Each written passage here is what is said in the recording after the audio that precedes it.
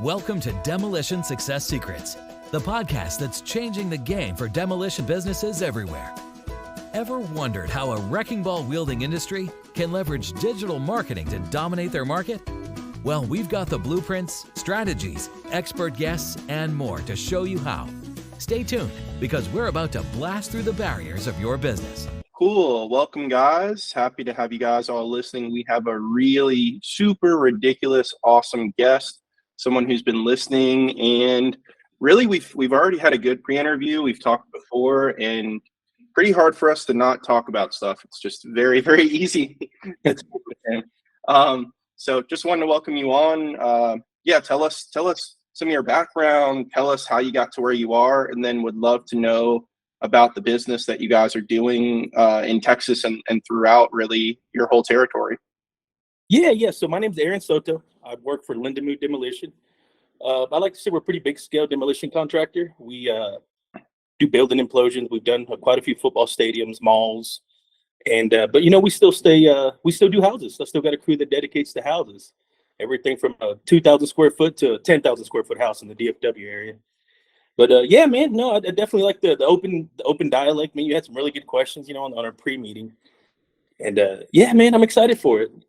Yeah, absolutely. So I guess tell us your background. We always hear, people start with construction, or they happen to inherit the business, or I heard recently someone was telling me through their father-in-law, they had a good solid construction business, and they said, well, demolition, the revenues are just way higher. It's very hard to beat some of these large scale companies.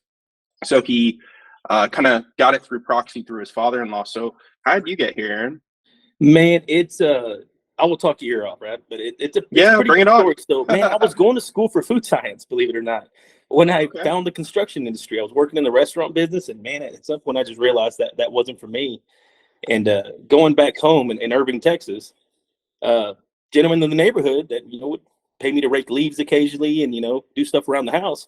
Went up to him. I knew he had a construction business, and that was Bobby Lindemuth, the gentleman that actually started Lindemuth Demolition, who has passed ever since. But he brought me on at 19 or 18 to come on and be a laborer. I was like, man, I got to hire another dang kid from the neighborhood. Come on, let's see what you got.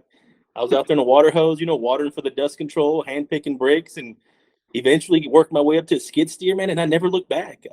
I kind of like the accomplishing of a physical work being done. The critical real before and after.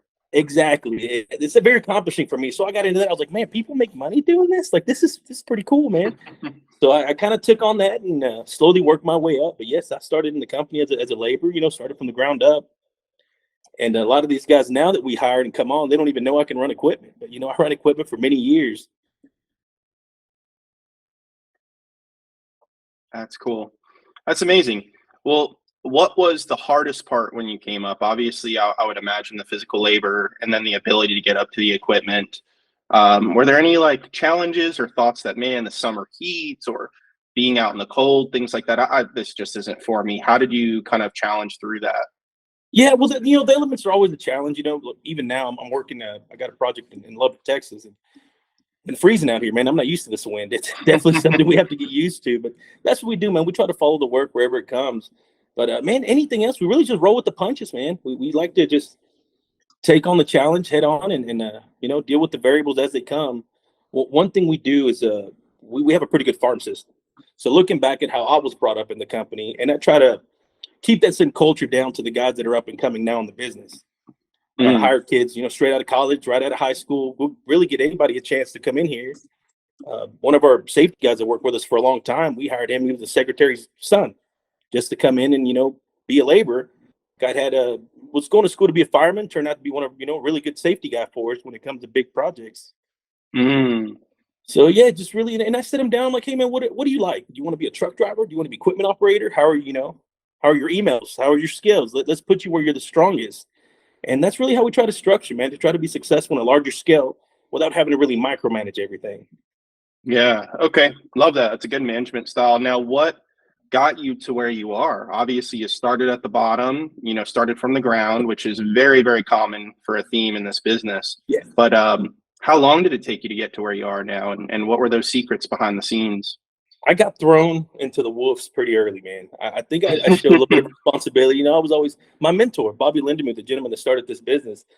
He kind of took me under his wing, and I was his helper. I was his assistant. For lack of better terms, you know, I was the paper guy, the grease my machine, clean my windows kind of guy. And Yeah. Get us and one lunch. thing he did say, hey, man, if you're on the ground watering, you're not just standing there watching the dust. You're learning the process. So I Right. try to study what goes where, what gets segregated. Why does the concrete go over there and the trash go over here? Or why is that metal getting separated from the aluminum, from the iron? And I'd ask those questions. They were always very good at answering my questions. So I think I figured it out pretty early. So at 19, I actually managed my first implosion preparation. That was a year Wow. into the business. So when I say I got thrown into the whoops, I did. It was Yeah, old you couldn't even hospital. drink. Yeah, I exactly. mean, you might have been, but you couldn't. It was a old hospital in Waco, Texas. It wasn't too big. It was a 6-story, and it was the first implosion our company ever really did. Yeah, Wow, so I was that's actually part huge. of the first implosion, and you know, it's a lot of gut out, a lot of preparation. We did our own drilling at that point, and man, after that, I kind of put my name on the map within the Corps, where I was Mm. trusted to kind of take on a little bit bigger, more bigger projects, more responsibility, and that's when I started running equipment. And we did a lot of houses back then. I was demolishing houses as an operator, and really kind of worked on the craft of demolition and really try to work on the art of it, because I think it's definitely an art. Yeah, no, it's cool. It's like the science of the physics, and obviously, there's different things like the math and all that geometry of it, but Mhm. it's fun. Like I've been in the field with my clients and things like that, and it is super cool. I had one of my guys the other day. He sent me him on a wrecking ball, and he said, "Hey, this this is great for the podcast, but also this was right when Miley Cyrus, her whole wrecking ball song Yeah, came out yeah, years yeah. ago." It was so funny. I was just like, "Mike, look at you, man. That's hilarious." And then I showed him the Hulk Hogan one, where Hulk Hogan he lives maybe 30 minutes from here. Nice. He was on a wrecking ball for what was it, like a GoDaddy kind of domain website thing, and he wore a bikini. So you have Hulk Hogan on a wrecking ball in a bikini for this, viral ad that they did a few years ago. Just crazy. I like that you guys get that art side. Like, it's not just, you think of Hulk Hogan, you think of just muscles and lifting weights, and that's part of it, but he also has the art. And Yes. with what you do, you think of being rough, calluses on your hands, being behind the equipment and stuff like that, but also you look at something like an implosion. Especially, I think a lot of people's minds go to Vegas. They think of the countdown, 3, 2, 1, fireworks going off and the building imploding. You guys can have some fun with it, like your physics and science and engineering geniuses that get to enjoy it. It's something that should be celebrated, because usually it's how would you put it? It's a breaking down to rebirth something in certain cases, not always. But what Sure. would you say, real quick, Aaron, like percentages of something just being eliminated to eliminate it versus something new coming in its place would Well, be? here recently, we've been doing a lot of work in Austin, Texas, booming with new construction. So I go tear Oh down a yeah. little tire shop. They build a 13-story residential. Recently did a Mm. building across from the governor's mansion. Same thing, another big residential building. And another thing that we do is we also get into the basements. So we won't just demolish the building. We'll go ahead and prepare the basement for the new structure with soil retention and those items as well. So yeah, no, man, we get into a little bit of everything, but implosions sound cool, but they're a lot of work, man. It takes a lot of work. Mm. Everybody just sees the fun part, the countdown, but there's a lot of logistics, a lot of traffic control, a lot of behind the scenes with the police department, fire department. Here in last October 1st, we did a 3-building implosion close to downtown Dallas in the hospital district of Mockingbird and Harry Hines.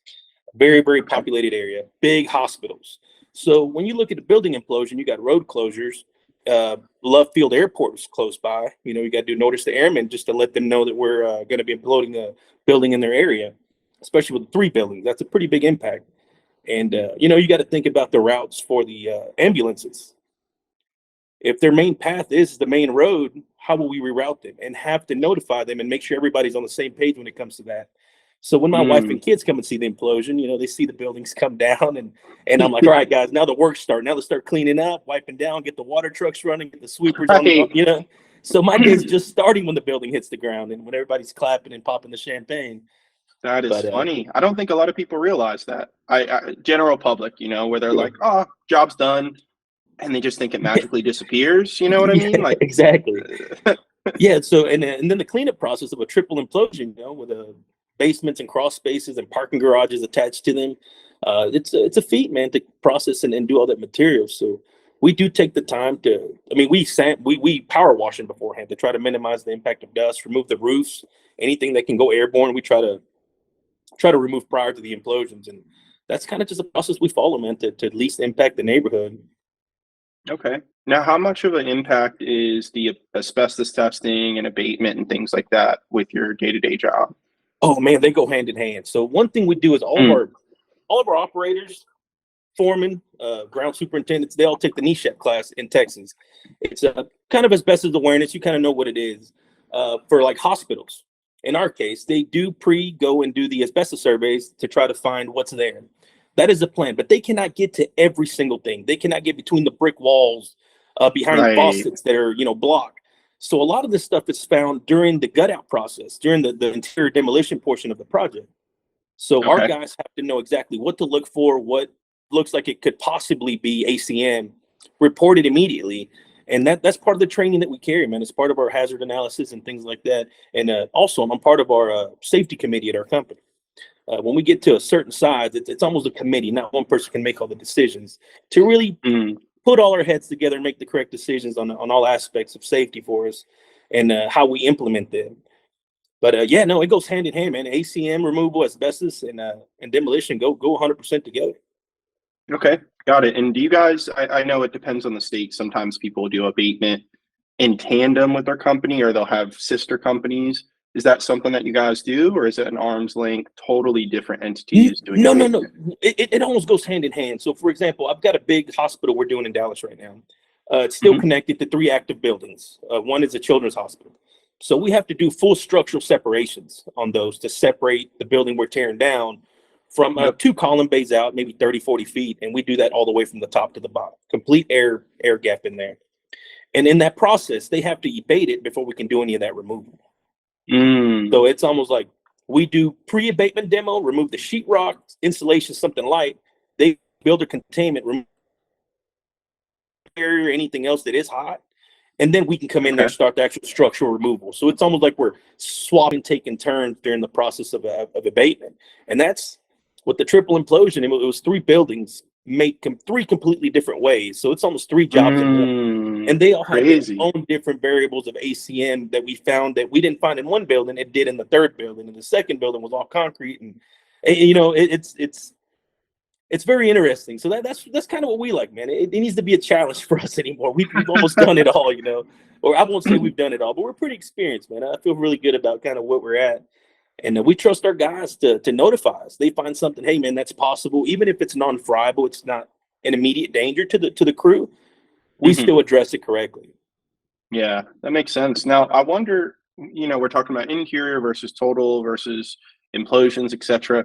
How much is scrap important, maybe to your company and then to the business at large, the industry at large? Yeah, so scrap is it's a big variable. We did a big bridge in Birmingham, Alabama. We did 2 miles of I-20 through downtown, and it was all steel. So when we proposed, steel was at a certain price. Well, then it crashed pretty hard, so that bids are already in, jobs already ready to perform, and now we're taking a hit on scrap metal.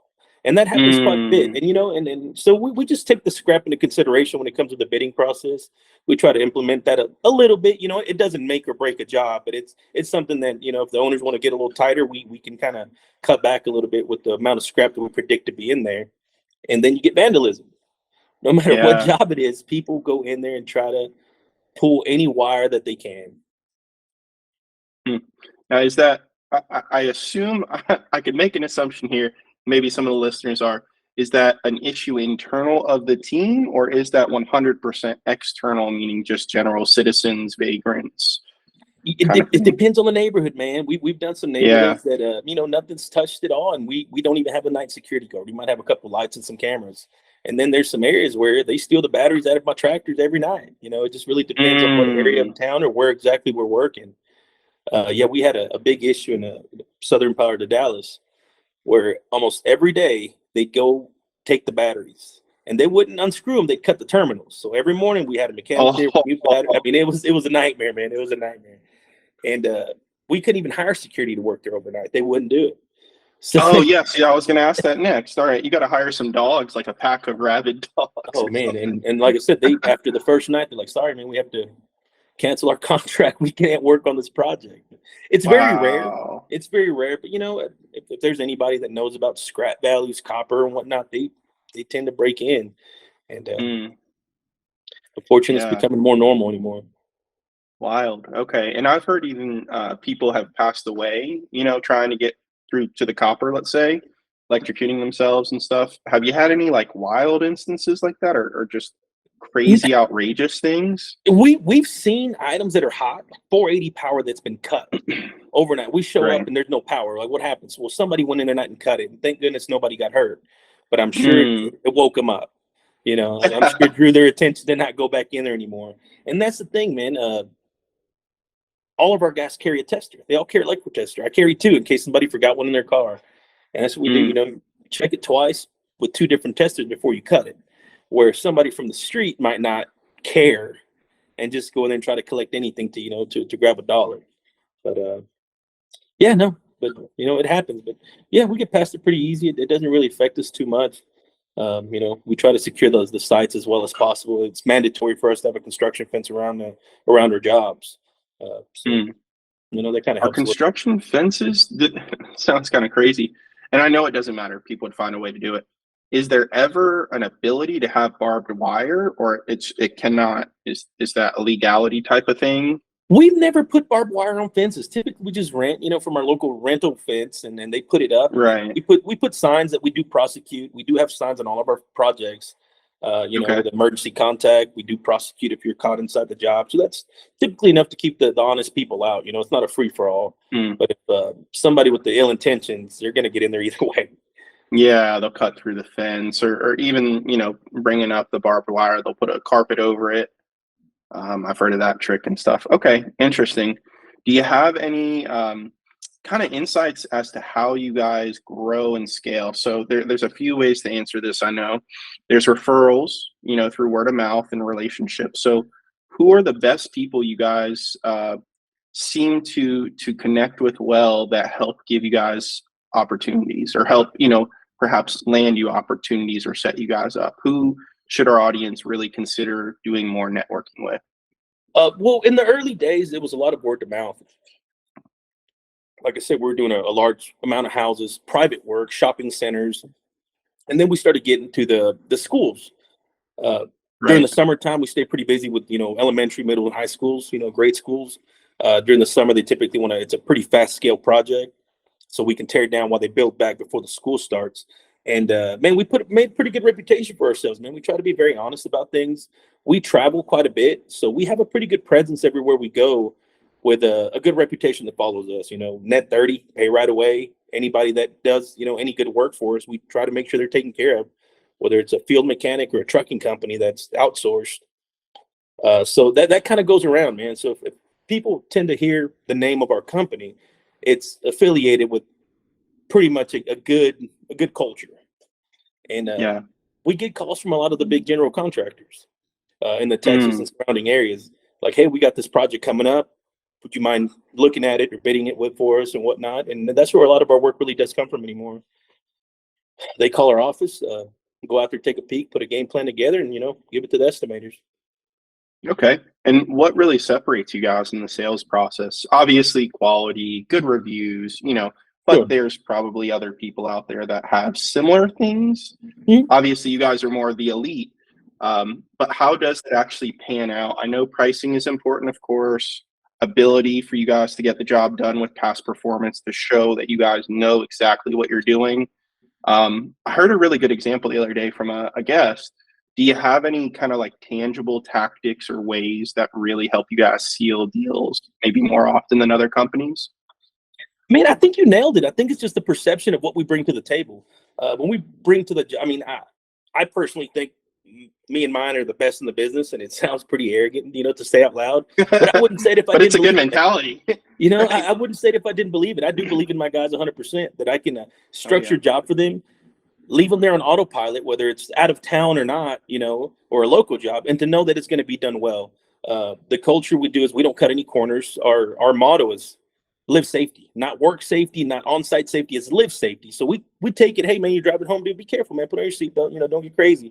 And that's really what we preach. We preach safety more than anything else. And I think that means a lot. So our safety numbers are very good for that reason, man. That's my main job when I go to a project and gonna go check on things or visit, is look at the safety first.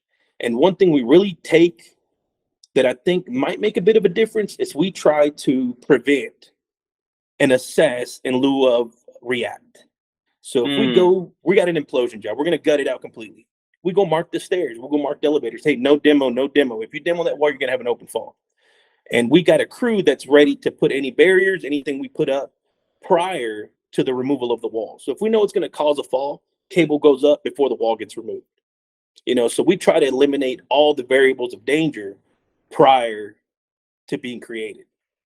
And I mean, for us, I think the safest day is day one, the first day we get there, because after that, we're removing walls, removing handrails, removing glass.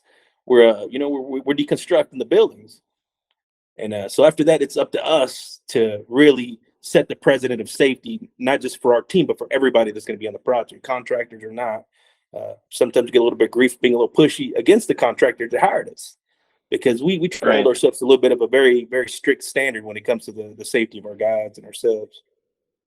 Yeah, it's so funny because you're like the embodiment of the perfect employee, where you're excited and you're passionate and like you care about the stuff that a lot of people, they'd say, yeah, like safety, yeah. But we're after the money, we're after the jobs or whatever. It's really amazing how like you truly embody. No, yes, sir.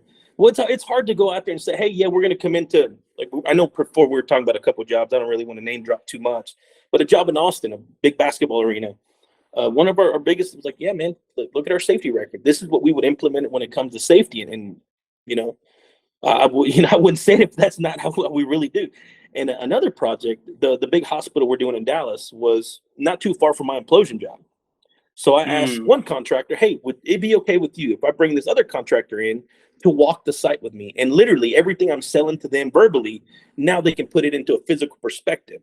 And typically we show some videos. Hey, this is what our guardrails look like. This is how we do whatever specific item. But taking it through there and walking them through the project and literally showing them physically everything I've been dictating to them and giving them an ear beating about, they're like, well, no shit. Yeah, that makes sense. Or yeah.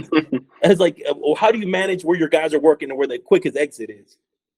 Very primal, but just put an arrow on the floor. That's the best way to do it. And we go to the job, we're like, well, yeah, you got it all pathed out. Exactly. That's, main routes are marked on the floor. We do things, try to make them very simple, but methodical, simple items are put into implementation.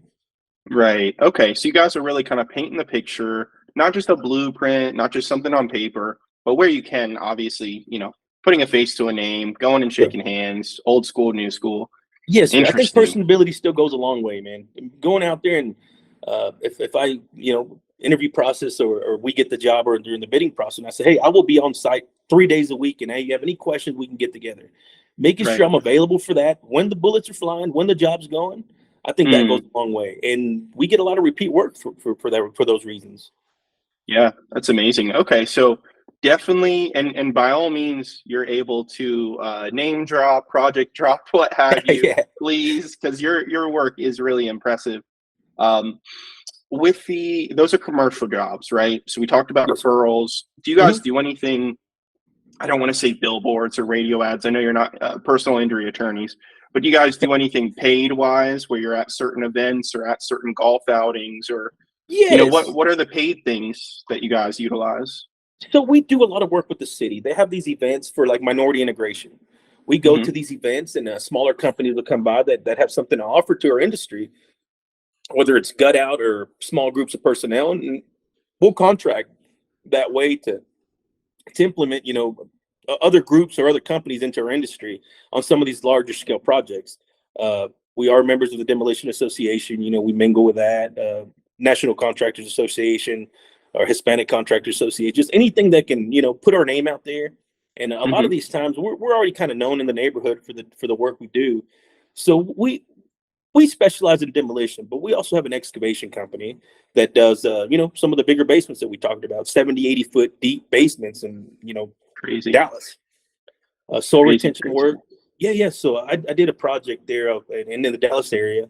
It was 12 stories, 12-story office buildings torn down and then 70 feet down for the new building. The whole footprint. And that was a feat, man. That has its own challenges. But yeah, that's what we do, man. We have a little bit of mixture of everything. We also have a heavy haul company. Jake, the president of the company, him and another partner of ours started this heavy haul division, and man, it has taken off. So that kind of goes together. We go to some jobs. Hey, who brought your equipment? Well, we did. All right, man. We'll kind of, you know, kind of sell ourselves, and they'll sell us in some way. But a lot of it is just the time we've been doing it, man. We've been doing it for a little while. The company was already well established when I started. I say maybe 60, 80 employees at that point, very up and coming. We bought our first high reach, I think, when I was 3 years into the business, or 3 years into this company. Opens up a whole world of options. Yeah. So that definitely opened the doors. It got us to the larger college jobs in UT Austin. We did quite a bit of work back then at UT Austin. And from there, the resume kind of speaks for itself. Hey, we can go to other campuses and say, hey, this is our guys know how to work in a campus. You know, we know the regulations and the rules, and reach out to them and ask them about us. You know, and we still do work at Austin. Like I said, we're doing a job in downtown Austin now for UT. I did an implosion on the corner of 6th and Lavaca, which is right 6th Street, you know, tourist area of Austin. We managed to do that as well. So yeah, we kind of, like I said, man, we roll with the punches. We're not the smartest guys. We're pretty good at figuring shit out, man. We'll put it together and make it work. Yeah, you'll make it work. And also too, you're proactive, right? I mean, that was a big thing that I heard out of you so far. Is like, a lot of people, they say, well, make it work and everything's on the fly. I know that you're saying that as you guys, you put it together, but also you really think it out too. Yeah. It's not just, wham, bam, we'll see what happens. You know, maybe we'll make some mistakes here and there and we'll make up for it one way or another. Like, you guys are very methodical and you get the job done, like you execute. And this is funny because it's like kind of old school Texas. Like, even you mentioning, you know, getting out in front of people, letting them know that you're going to be on the work site from a certain amount of time every week. Like, it's a thing about Texas, and I think some Florida, I think some Georgia, maybe the Southeast, and Texas, Oklahoma, that kind of, where it's just like there's still that whole like, I don't want to say good old boy type of thing, because it's not a good old boys club, That's but what it's I would like call a it, real man. Yeah, thing. exactly. For the lack of a better term, yeah, the good old boy mentality, man. You shake somebody's hand, yes sir, I'll do it, and you commit to it, man. There's no backing out at that point. It's your word, you know. Then if you don't have a lot to stand on, your word has to count for something. And so yeah, man, we still do that. Like, for example, now our job in Austin, the president of the company is on site running the high reach as we speak. Wow, We were in a meeting. crazy. They're like, "Who's going to be your high reach operator?" He goes, "Man, you know, you might see me out here." And Really? they actually Huh. recognize it. They're like, "Yeah, man, when you said that, we thought you were just, you know, blowing smoke at us, kind of just telling us what we Right. want to hear. But to come out here and see you out there greasing your machine and wrecking." So we're all very hands on, man. Even like our job foreman, working foreman, the guy's on a tractor. At the end of the day, does his reports. You know, we use a pretty good system for reporting and whatnot. But it's only as good as what they implement, what they put in there. So, you know, we train that from the bottom up. And if I'm on a project, so right now I have a project in Lubbock, Texas, Texas Tech football stadium, working on it. And the guys fell behind a little bit. We had some unforeseen variables that came up. Not too big of a building, nothing too crazy. We found some giant footers. Okay. 8-foot cube, 6-foot cube, just chunks of concrete that were never expected to be there. So that's why I'm here. We're measuring them to be able to get, of course, compensated for the extra excavation. And also now we have a displacement of dirt. So I'm coming up with a quantity for the displacement so that we can bring in the proper fill, because now everything changed, that we got craters every, 40 centers now where these piers are and these footers are set. So things like that. So I can't put that on my guys. I'll come out here, make sure that's all set, taken care of, let them finish doing the work that needs to be done. But, they go to lunch. I'm like, hey, man, let me jump on that loader and load these trucks so these trucks keep running. They still see me. Yeah. First one to get there, last one to leave. I'll jump on a tractor just like everybody else. It's kind of part of it, man. It kind of keeps the morale up, keeps everybody on the same page, knowing that. And a lot of these guys that are my superintendents now, general superintendents. I've worked alongside with them for years, so they know we'll all get our hands dirty when the time comes and it's needed. Yeah, it's nice. It's like the people who sit first class in the plane may also come, back to the back of the plane and mix it up. Like you have these people who they're like, I'll only sit first class or whatever. It's like, yeah, it's nice, but what happens when the plane's so busy and like you have to be in the back to be able to get home? Are you going to cry about it, or are you going to be an adult and say, hey, I got to go from A to B and let's get it done? I think that's big because it's also for your internal team, as well as you mentioned, to represent to your clients or potential clients, hey, like we're all in this together. I'm sure your owner could be on a yacht somewhere, or some penthouse, or I'm sure your owner is nicely taken care of and things like that. And I know on the job site, people look at trucks and they go, oh, this guy's got. I have a client. What does he have? A Ford Shelby Raptor. I'm usually pretty good with car names and stuff, but it's a Raptor Shelby edition. Yeah. And I think it's an F-250. So it's not even the F-150 normal. Some custom badass rig. Yeah. It's crazy. Truck.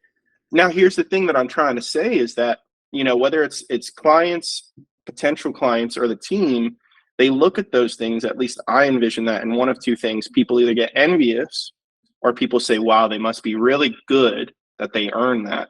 Kind of that good old boys club. I feel like it can go one of two ways, but a lot of the times it's more slanted to that guy freaking earned it. So same for you guys, like you're showing off to all these various different groups that not only have we earned something, we earned it because we earned it.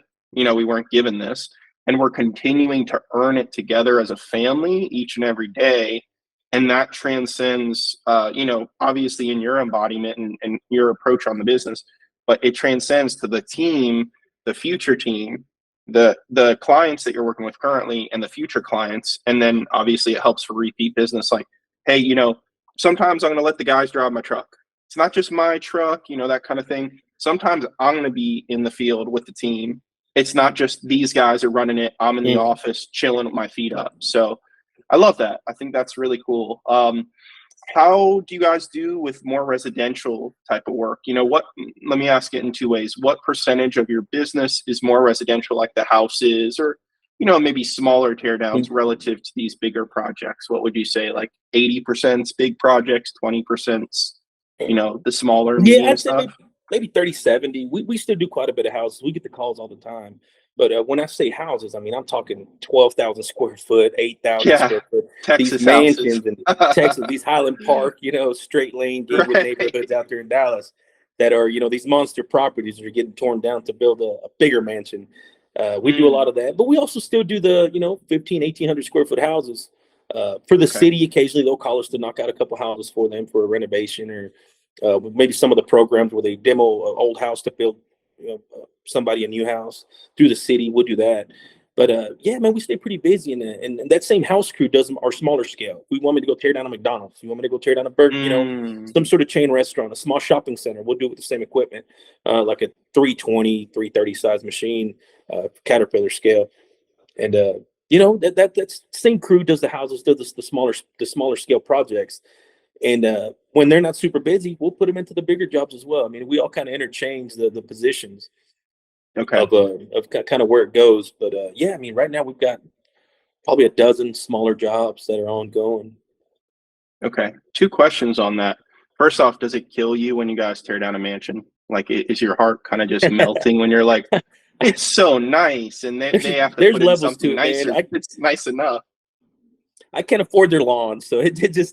I just see it like it's another commercial building for us. It's usually part of an estate or something like that for old money family or something. But no, man, it's part of the job. They're usually very, very nice. I mean, we've had some of the bigger names in Dallas where we're tearing down their houses or in addition to their home, come cater lunch for the guys, give them some gift cards or things like that. They're usually very, very generous, very nice people. So it's kind of they I'm sure they did something there to earn their mansion. So I can't take it from them, but it is sometimes. I'm like, God dang, man, that's a 5-year-old house you're tearing down. Yeah, I'm building a putting green and some batting cages for my kids. All right, man, that's a good $5 million you just spent on that, But it's part of it, man. Yeah, same Yeah, thing when we do a larger scale building, or we do quite a few bridges as well. That's one thing that I don't know if a lot of people specialize in or get into. We do bridges, no, man. it's We more do a lot of unique for sure. we do a lot of bridges over water. We have some contracts now that are phased bridges, and like I said, we did that large bridge in Birmingham, Alabama, 4 or 5 years ago now. Mm. So bridges have their own variables, but it's a good way to keep guys busy and make a few dollars. Yeah, that's fair. Now, do you guys have any kind of insights as to maybe why you do more commercial, obviously higher ticket prices, and why you guys still do medium and residential? I think I know some of the answers, but maybe just to share with the audience as to, still respecting the medium and smaller, still respecting residential and things, not just saying, hey, we're going to go 100% to commercial or vice versa. Would love to hear that. Yeah, well, I mean, residential is very consistent. There's always houses to do. They're always calling. We got a backlog of homes that we could get to if we were available. That's all of our Mm, fill-in work. It's always there sitting on the back burner. Some of these larger scale jobs do take a lot of manpower and a lot of our equipment. So it's sometimes like, yeah, sorry, I can't get to your house right now. There's plenty of people. There's plenty to go around, man. There's plenty of guys in Dallas that go do them if we're not available. But we still get the first call. That's actually a good feeling. We get the first call. And if we're available, we'll definitely get to it. Same thing with the restaurants, shopping center, anything smaller scale for us. The school jobs, we plan those ahead to put a lot of manpower on them. So we might ease off on the houses over the summer to make sure our school projects are, going efficiently and done on time. no, it's fair. Okay. And I would imagine you guys probably have a good trusted partner or two, or at least referral or two when people call in. You don't want to, be like, hey, no, we're too busy. Bye. Is Yeah. that right? You probably have Yeah. some trusted Yeah. people. Some people that we've worked with in the past that or teamed up with them on small jobs. But yeah, if we can't get to it, like, hey man, take a look at this. Do you want to do it? And we'll sub it out to them, even if we run it through us still, but sub it out. It still puts our kind of our I'll still go by and check on it, or still have somebody kind of make sure it's going well. Oh, cool. All right. Yeah. Even though it's not on your radar anymore, that's nice. Okay. Yeah, that's great. Because you guys can be a true resource. Like, hey, unfortunately, we can't help with that. We're busy. We have other projects, what have you. But hey, we'll still be valuable to you Correct. and give you to someone who is valuable, who's trusted. Because a lot of times, frankly, in construction in general, people want you when they need you, and when they don't need you, they want nothing to do with you. And they may tell you, yeah, maybe we'll poke around, we'll give you a bid or whatever, and then they'll blow out the bid. You'll look at it and you'll be like, all right, I got one other bid, and this guy's literally double or triple. Like, come on. Just tell me, be straight up with me. And if you had someone good, which I'd hope you would, that you would have at least led me their way, and we could have not wasted Correct. each other's time. Yeah, if I can't do it ourselves and make sure it's 100%, we'll put you with somebody who we trust to make sure it's done correctly. That exactly. That's exactly the process. That's awesome. Well, cool. I guess we're gonna wrap up pretty soon here. But how does someone in your role feel? The love. I guess what I could say. We have owners of demolition companies here listening. We have management in demolition. We have guys who are just getting started in the business, be it owning or being a contractor, a team member on the ground. What is a good incentive for a guy like you, and then for team members as well? How do you keep people pumped up? Obviously culture, money, but can you give me more of those granular things? I feel like you do a really, really good job with your people. Yes.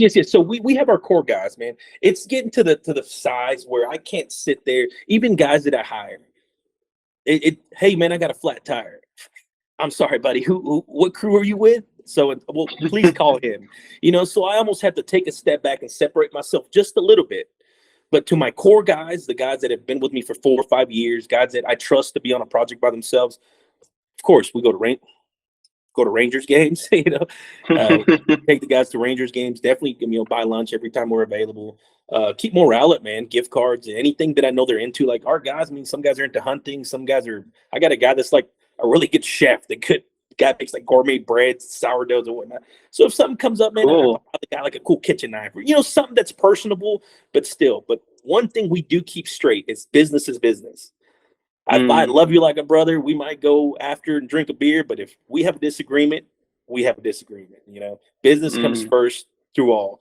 And a lot of the time, the guys that fit our culture and are with us side by side completely understand. Like, hey, man, this is the deadline. If we have to stay late, we have to stay late. And if I have to stay Right. with you, I'll be the last one to lock the gate.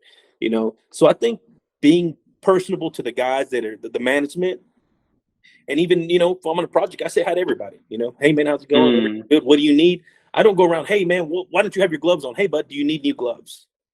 And that's kind of the way I try to approach things, and our team tries to approach things. It's in lieu of like, why are you late? Hey, man, you have money for your tire, kind of situations like that. And we just try to have open conversation, completely transparent. We never try to misguide anybody. Hey, man, you're going to be going out of town for a week and it turns into a 3-week job. We're 100% transparent. Hey, man, this is what's on the table. This is the compensation for it. You'll get an end of job bonus if you get it done in this time. And that usually, it's what keeps the morale up, man. And guys are very happy to really do well, and the culture that we put together, especially in the safety side of it. If there's a minor injury or near miss, we take it seriously. We do a job shutdown, really address that portion of the business. And I think that's what matters. Guys see, and the field sees, these guys generally do care about my well-being. And if we have we try not to get too personal, but the guys that we do know, hey, man, this is going on. I have an issue with a family member, man, we'll pitch in. We'll all pitch in and try to help out any way we can. I think it keeps the personability there. But when it comes to business is business, Yeah, no, I feel that. Like, it's with you guys, it's crazy because a lot of people would say, business, period, end of story, like that's it. And it's a good short-term tactic, to be a little bit conniving, and your personal life is your personal life, whatever. Here we got our suit and tie on, so to speak. But it doesn't work, I don't feel, long term. Like, it makes people despise you. It makes people try to backstab you, and that's where you have the issue of people going for an extra $10 an hour or $5 an hour versus with you guys. And I know you must have seen this in your career. You guys are long haul, like we're going to a certain destination, and it's very kind of tried and true. If you're going to get off the train, we'll say, that's fine. But like, we're going further than that next train's going. Like, you're only going to get up to, let's say, Oklahoma, and we're going all the way up to Canada. I don't know why you'd want to go there, but yeah. No, I know what you're saying. No, exactly, man. We're definitely in this for the long run. Every guy that we bring in and hire, whether it's an operator, like, hey, man, my job is to make sure you take my job one day. It's up to you whether you get there or not.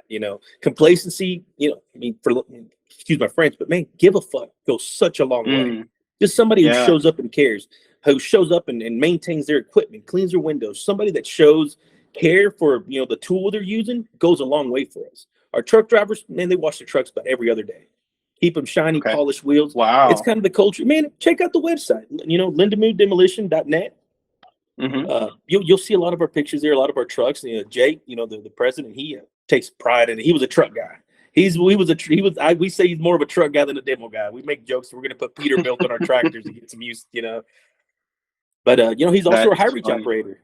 So he's definitely super involved in every aspect of it. My partners Andy and Brian. I mean, everybody's we're dedicating our lives to this. And when we make the joke, like, boys, we're in our prime right now. If we're not doing this shit now, when are we going to do it? Let's get on it. Look at it head first and go for it. And then so far, man, we've had very good success, man. We all trust I trust these guys with my life. And I think that goes a long way. My livelihood does depend on a lot of their decisions and theirs on mine. So we have that mutual agreement, and we're all 100% in, on what we're doing right now. And that's what I tell my guys. If you're not going to give it 100%, don't waste anybody's time. We don't cut corners. Right's right, wrong's wrong. And that's really the only way to see it. Yeah, I love that. No, I think it transcends clearly. Like, there's a lot of companies out there, especially in demolition, construction, excavating, trucking, what have you, where it's like, how long is this going to last? Versus with you guys, if they play their part, they're not worried about you guys playing your part. It's kind of cool. Like, a lot of companies, frankly, these days, it's employee versus employer, employer versus employee. It sounds like you guys truly, truly, truly embody, we're on the same page, man. Like, yes, sir. We're here to help service you to have a better life. And you're here not necessarily to help service your, high level team to have a better life so they can get another Rolex or a bigger truck or whatever. But it's like, you know, we're helping these communities, and we're allowing to like have that rebirthing process of new buildings and things like that. Like, you're really architecture of a community. You know, you're shaping communities, what I'm trying to say. Sure. Yes. And it's like some California type of thing. It's like you guys are organic or gluten-free or something. You guys actually get it, is what I'm trying to say. We do recycle. We are green, you know, but we don't take it that far. We're still some good old Texas boys, man. You know, that's really the end of it. A bunch of good old Texas boys got together, you know, not all driving cyber trucks, and followed old man's, you know, dream, and then we're putting it to fruition for him. But cool. Don't get me wrong. I got my F-250, you know, got my tires on it, whatnot. But I also got a fuel tank and a toolbox. You know, that's my work truck. I put it to work. And so that, and you know, we hunt, we do things to kind of bring morale up. You know, we take guys out to the range, we go chase some hogs or some deer, and you know, just keep everybody together. And I think those are the times that guys really get to know each other on a personal level, and and really get to like a brotherhood. And we carry that over to work, and you know, and it goes down the lane, man. Like I hired a kid out of Tarleton State. We were out there tearing down some dorms. He saw us, got our phone number from the side of one of our trucks, graduated, called us. We had him as a shop hand, just helping clean grease and mop. And I'd go into the office, and he'd, hey man, take me with you, man. I want to go to the field. Nah, kid, you're gonna go get yourself hurt. Finally, come with me. Dude turned out to be one of the best superintendents we've ever hired. I mean, this guy really. I saw him get his first little truck, then get him a little F-250, then bought him a house, then got his gates. I mean, I just love to see that stuff, man. I love to see it develop. Now he's married, got a baby and stuff, you know, but I've known the kid since basically graduated college, and to see him develop through the company the way, you know, we do, that's what our farm system's about. You know, we want everybody to do very well for themselves in the process of learning. I mean, I call it Lindenwood University. This is where I learned it. Of course, you know, I went to safety classes at NESHAP and whatnot, you know, even some structural engineering courses just to put things into perspective when we do stuff. But, you know, when we do that, we do a lot of teaching. We spend the money on the textile classes, on the safety awareness, on the NESHAP, on the structural integrity of buildings. And I think that goes a long way, knowing that the guys know that we're investing back into them. We got a couple guys that we put them through school at, you know, UT to get their co-show safety courses, you know. That's cool. So, and that's on the clock, you know, so they know we're spending money to invest into them. And in return, you know, we really just ask for your effort, and your dedication. And, you know, won't ask you anything to do anything I wouldn't do or haven't already done. So it's all, you know, we try to structure it to where we put everybody in their strongest position to be as successful as possible, and it's worked out. Yeah, that's awesome. I love that, man. I could keep on like kind of buttering the biscuit for you guys. But I'll talk your ear off, man. I will give you an ear. No, it's great.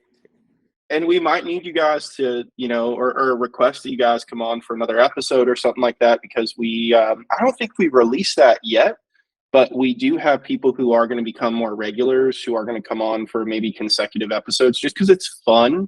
And people, you know, just like me, people like to talk shop, and I think the business is interesting. The people that get attracted to the business are interesting. There's a lot of really, really great people, like with what you guys are doing. There's a lot of very interesting, conniving, maybe not the greatest people out there as well in the business, but that's in everything. I don't care if it's the car business. I don't care if it's selling guns, selling groceries. Well, I mean, anything. Definitely have met some characters in the business. Let's do maybe 3 things that you wish you knew prior to getting involved in the business that you now know that you could transcend to your younger self, or to maybe some of the audience that's listening. Sure. So, I mean, one of the things coming up that I always thought, and I guess just from age, man, just maturity was showing pretty strong, is I'd go to a project and I would think that the general contractor was the know-it-all. They had all the answers. They, you know, and a lot of times it's a conversation that needs to be had, especially when it comes to means and methods. Experience goes a long way. Another thing is engineering. Engineering is very critical for the demolition of the modern day. Some people don't like to say it. It costs money, but if you want to do something right, man, engineering goes a long way. We teamed up with, I mean, what I would say the best engineers in the business, Sigma at Las Vegas. Those guys are made of gold. They put a lot of things into perspective, and even open conversation to somebody who's experienced in the demolition industry, just to have that open talk, like, hey, man, I've got these ideas. Is that doable? And they're like, yes, it is. this is what you have to do. Add some shoring, add some this, now you can get a bigger piece of equipment in there. And, you know, for the general contractors, like, hey, we're doing a building gut out. I want to gut it out with skid steers. Well, will that floor hold you up? Well, now I got a piece of paper from a stamped engineer that says, yes, it will. And this is why. And this is the backup for it, you know? So that kind of gives us the extra security to add to the safety aspect of it. You know, yeah, we could put it up there, see if it holds, but what if it doesn't? You know, so now we have the backup to go with it. And then the third, man, be personable. Be personable. Yeah. I see a lot of guys get nervous. They go to a sub meeting and they get real nervous or jittery, and they're kind of scared to speak what they have in mind. They kind of just follow the lead of what's going on in the room. Where I think it goes a long way to be like, no, guys, this is actually not doable, and this is the reason why. And to add a fourth one, no cutting corners, man. Cutting corners is the evil of demolition. That's what interesting. That is what I say. Cutting corners is our industry is dangerous enough if we do everything right. The variables that happen in deconstructing a building, whether a piece of iron is not bolted correctly or didn't get welded right, you know, the variables are so immense. If you do everything correctly, that if you cut in corners, something will happen. And that's just the attitude we have. No cutting corners because something will happen. So it's yeah, man. But that's that's what we try to push on our guys every day, and that's how we try to carry ourselves. And I'm hoping a lot of other companies do the same thing, take safety as a priority, and you know, kind of go from there. But yeah, man, I could talk to you all day. Yeah, no, man, it's fun. I love that. Let me ask you real quick on the cutting corners. Maybe could you give us an example or two of the common corners that people will cut that they really shouldn't? Maybe that you guys see out in the field.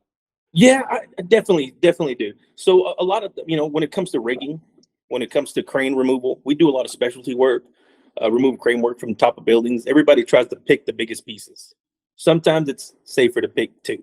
You know, just it might take you another 30 minutes. It might cost you another $1,000 with the crane, but you have the security of it being done correctly. When we do, and that's another thing. We can get into many topics, but we do a lot of tripping of buildings. We trip buildings. Take the structure integrity of the columns, let gravity kind of take its course. Sure. Or give it a little tug to kind of get it going. And a lot of times, people don't think about, you know, gravity or the impact that's going to do. Man, we'll go wrap everything up in geofabric. We'll protect it, and to kind of protect the public. I drive by a lot of projects where, man, I drive by and dust covers my vehicle. You know, I'm like, man, I wouldn't dare do that, man. I'd go to jail if I did that. But a lot of other companies try to get away with things like that. You know, it's all not just protecting ourselves, but also protecting our public nearby. You know, especially for working near a school or working anywhere like that. Make sure the extra precautions are there to mitigate the dust, to keep everything down and you know, secure by the end of the night. But yeah, man. Cool. Love it. Love it. Love it. Any other last little bits of wisdom or knowledge before we finish this episode? Again, it's an open door. You're always welcome to come on for another few episodes by any means. Anything that comes off the top real quick before we end up?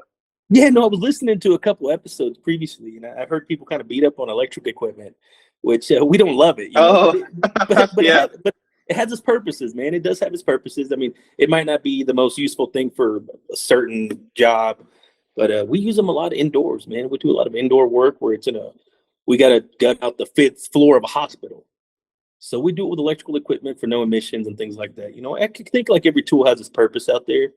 And we you know, there's just there's so many ways to skin a cat, you know, but what's the fastest and most efficient is really where we're at. Okay. Got it. Cool, man. Well, I know you mentioned the website. Please feel free to promote, and also who should reach out to you guys. You know, who's a good fit and how do they reach out to you guys so they could at least get an estimate or maybe partner up on something with you guys? Man, we do it all, my friend. We do it all. Like I said, we still do houses, shopping centers, malls, hospitals, schools, football stadiums.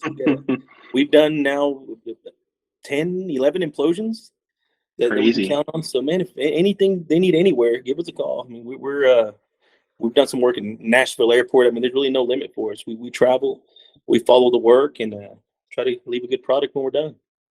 Okay. Best phone number and website? Yeah, lindemutdemolition.net is our website. 972-721-0898 is our office number. And we're right in Irving, Texas, right in the middle of Dallas and Fort Worth. And yeah, man, same thing for heavy haul. The heavy haul guys are same thing, best in the business, man. These guys are kicking ass. They're doing great. There's more trucks than equipment. No, I wouldn't say that. They got quite a few trucks out in the yard. They're doing a really good. Those guys are really good, man. They're doing their stuff. But yeah, man, anything you guys need in the demolition industry or trucking industry, basements, heavy civil division, bridges, feel free to call us. We're definitely be interested in looking at it. Okay. And should they reach out to you when they call, or reference you, or just the whole team obviously could take care of them, but would it be helpful or advisable for them to ask for you? Yes. We get a lot of calls that ask for me. I'll kind of direct them in the right direction or try to get the information and pass it on to the correct person. We got guys that estimate the bridges. We got guys that estimate the buildings, small buildings, dirt work, combination work. We have pretty good behind the scenes team put together that works. We have a whole permitting division just for permits. I mean, even in Dallas, they're a monster, those permits. Every city has its own regulations. It's not counties. It's by city. So we have a great lady in the office that has a relationship with just about every city office with the permitting department that can expedite it for us. And that's the thing, man. Just trying to be nice and try to be personable, and doing right, kind of taking us in the right direction, and we kind of take pride in that. That's awesome. All right, cool. Well, we're going to stay on the line, but everyone, thank you for listening. Another awesome, stellar episode. It's been a few weeks in the making, but it was well worth it. Thanks for having me. Yeah, thank you for coming on, man. All right, guys, we're going to sign off. Have a great day. See you guys. Thank you. That's a wrap for this episode of Demolition Success Secrets. Stay tuned and subscribe for more explosive insights from our upcoming episodes. Until then, continue to blow up your demolition business and make the competition rubble in your path.